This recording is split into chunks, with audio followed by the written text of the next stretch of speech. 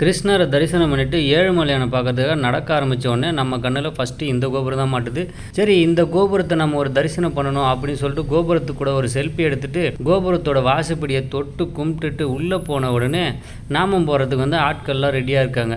சரி, நமக்கும் ஒரு நாமத்தை போட்டு விடுங்க, ஏழுமலையானுக்கு பிடிச்சது தானே அப்படின்னு ஒன்று 2 விபூதியை எடுத்து மேலேயும் கீழேயும் வச்சுட்டு கீழே ஒன்று வச்சுட்டு சென்டரில் ஒரு குங்குமத்தை வச்சாரு பாருங்க. நாமம் வேறு லெவலில் இருக்குது. சரி, ஓகே, மறுபடியும் நம்ம கிளம்பியாச்சு. இப்போ பார்த்தீங்கன்னா கீழே நம்ம பார்த்தோம் இல்லையா, மஞ்சள் குங்குமம் தடவிட்டே வராங்கன்னு சொல்லிட்டு அவங்க ஒரு படிக்கட்டு விடாமல் எல்லாத்துக்கும் தடவுவாங்க, கீழேருந்து மேலே வரைக்கும். இடையில் பார்த்தீங்கன்னா நல்லா அழகான சிலைகள்லாம் இருக்குது, அதெல்லாம் அப்படியே ரசிச்சுட்டே வாங்க. இது என்னடா அது புதுசாக இருக்குது அப்படின்னு சொல்லிட்டு கிட்ட போனால் எல்லாருமே ஒரு காலை தூக்கி முட்டியை வச்சு ஒரு இடத்துல அழுத்திட்டே இருக்காங்க.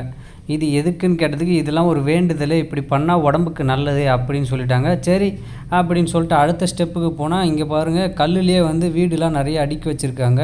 இது எதுக்குன்னு பார்த்தீங்கன்னா வீடு இல்லாதவங்க இந்த மாதிரி பண்ணால் அவங்க வருங்காலத்தில் வீடு கட்டிடுவாங்க அப்படின்னு சொல்லிட்டு ஒரு நம்பிக்கை.